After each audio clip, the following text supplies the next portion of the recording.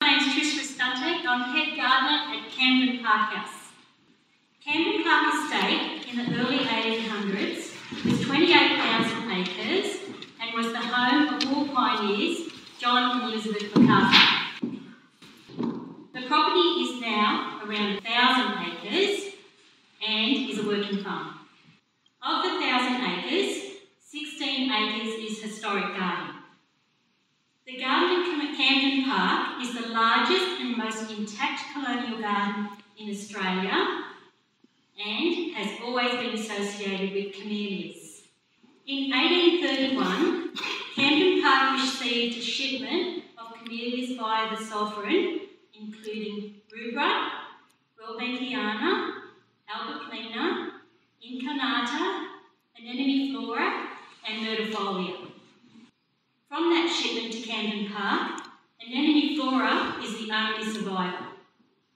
It sits in the garden at the end of the terrace of Camden Park House under an old jacaranda tree. The Camden Park anemone flora is very special because it's the oldest camellia in the Southern Hemisphere. Anemone flora is commonly named the Waratah camellia because of its resemblance to the New South Wales Waratah. The flower of anemone flora lacks stamen, so it was extensively used as a seed parent by plant breeders. Camellias were seen as valuable colonial garden items. More camellias were subsequently imported to Camden Park, and in the 1840s, a camellia breeding program commenced. Camden Park Nursery became a major supplier of introduced and locally raised camellia cultivars throughout the Australian colonies. William Macarthur was one of the leading camellia breeders in the world, producing some 800 seedlings in the 1840s, with 62 deemed of sufficient quality to be named. Unfortunately, most are now lost. Presently, we are looking to source and reintroduce the number of Camden Park bred camellias that have survived. To date, we have identified 9. Since 2006, 7 have been found on site or sourced. These include Aspasia macarthur, Cassandra, Dido, Mariana, Juno, Isabel and Marina. 2 Camden Park bred camellias that we know are available and are looking to source are Perdita and Cleopatra.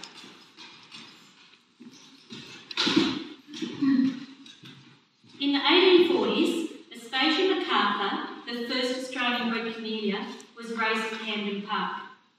Aspasia macarthur is significant not only because it was the first bred camellia in Australia, but also because it's Australia's most famous sporting camellia. Aspasia macarthur has produced superior sports which are famous and bloom around the world.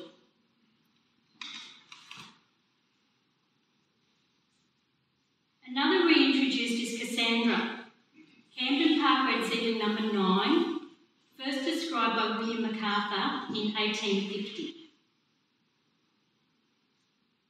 And Dido, Camden Park bred seedling number 6, first described by William Macarthur in 1850, pure white, moderate size, petals well shaped, not sufficiently numerous, of moderate substance and well formed. Mariana, seedling number 58, first described by William Macarthur in 1852. This one's over in the Bottle Tree Camellia Garden. Juno, this cultivar was found at the old orchard at Camden Park, now part of the Elizabeth Macarthur Agricultural Institute. Camden Park bred seedling number 41, first described by William Macarthur in 1851, bright crimson, excessively double, petals very numerous, arranged around several distinct centres like several double flowers attached together. Very good. Isabel, Camden Park bred seedling number 32. Now we've got this one in the camellia garden over at the stables and the cockatoos attacked it, so it's very small. But first described by William Macarthur in 1851, pure white, smallish size, perfectly double and regular centre, petals well shaped, moderate substance, incurved, smaller buds of better form than old double white. Beautiful flower. Marina, we've got Marina over there in the bottle tree garden. So, Camden Park bred seedling number 12, first described by Edmund Blake, who was William Macarthur's gardener. In 1850, he wrote, scarlet crimson, petals outer 2 rows large and flat, inner smaller, erect and confused, globular flower, very handsome. And then William added a note that said, tolerably good.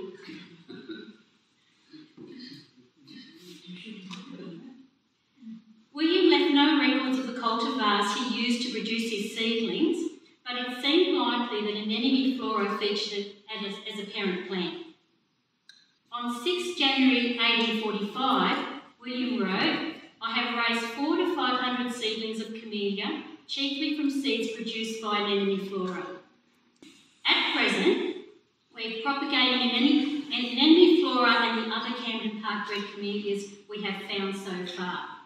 Because many Camellias were distributed by William and others around Australia, and with the advantage of having William Macarthur's excellent records, we hope to reinstate and propagate others. I'll now pass you on to William Macarthur's descendant and present custodian of Camden Park, John Macarthur-Stanham. Yay!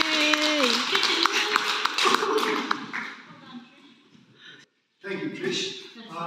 My objective is to give a little bit of background information about William Macarthur and his very important contribution to agriculture and horticulture in Australia in the early years, and therefore place his contribution to Camellias in some context. William Macarthur was the youngest of John Macarthur's sons.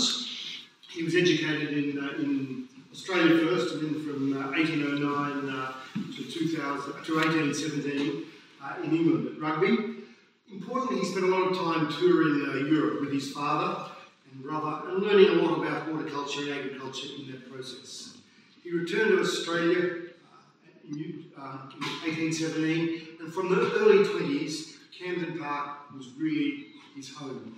So William died in 1882, so Camden Park was the centre of his world for a long time. William contributed to New South Wales in a number of areas.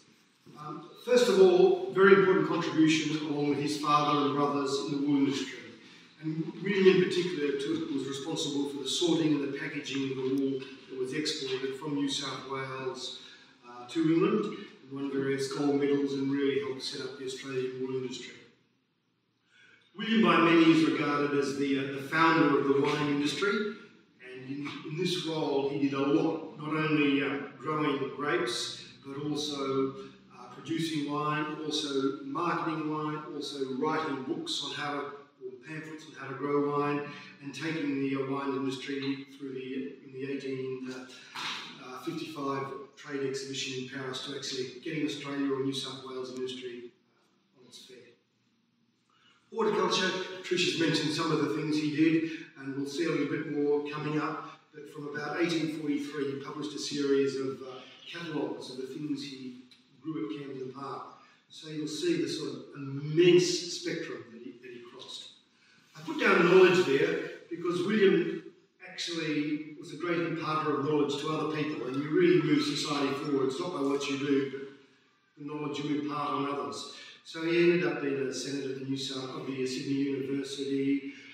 He was president of the RAS. He was one of the commissioners from New South Wales to the Paris exhibition. And so he did a lot to actually spread knowledge. And obviously, Camden Park, his connection there, this is where he did a lot of his breeding work, and certainly where he advanced Camellias. I mentioned earlier on that William produced a series of catalogues. I think there were either 4 or 5 from 1843 to 1857. And that gives us a very good understanding of both the depth and the breadth of the things he grew at Camden Park.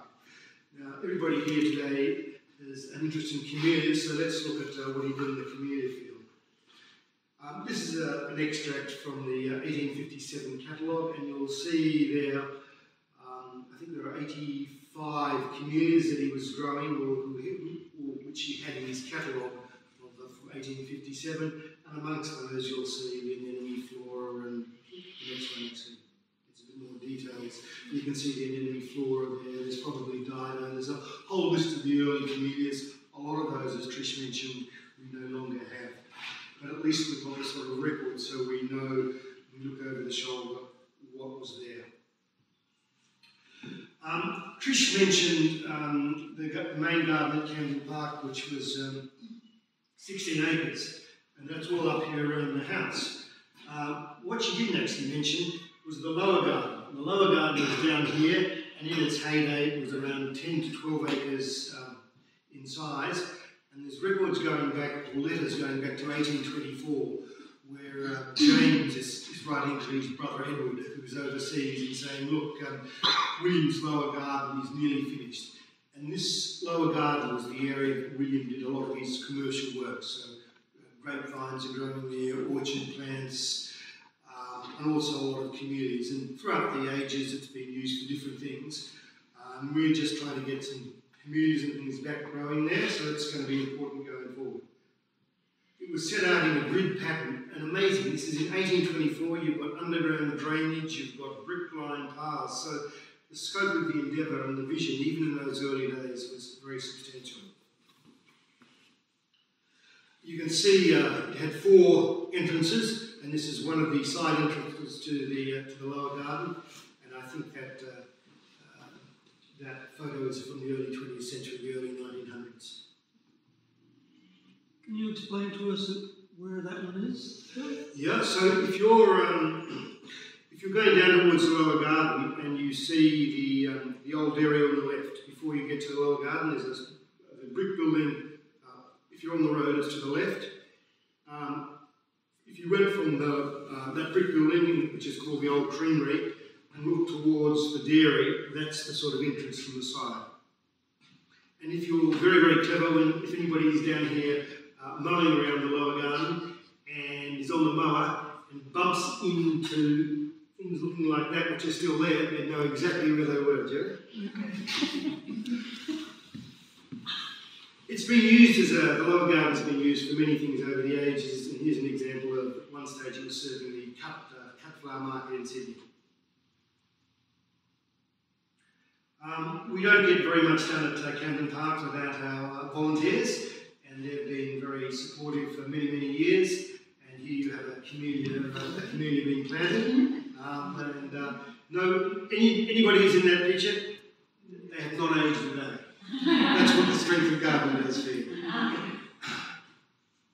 One of the things which we were very lucky, the founder of the Garden Volunteers, Colin Mills, also did a lot of research and got a lot of William Macarthur's original information was put together on a website called the Camden Park. Hortus Camdenensis, should get that right, shouldn't I? It's a great resource of research that people use extensively. One of the things we're doing moving forward is some more breeding of Camden Park, from Camden Park camellias. Now this one here is a cross between the anemone flora, the earliest camellia which Trish has spoken about, and Dido. So we've got a number of these things, and indeed we've got an avenue or a walkway, a camellia walk, where we've got about 25, 30 camellias, all slightly different. This is one of the nice ones which we intend to breed, and we'll probably call that the William Macarthur or the Sir William, haven't quite finalised, but it's a lovely plant, and in coming years, no self-respecting camellia collector will be without one. He said modestly. We've got one more photo to go of the shade house, just to show how we're actually moving forward.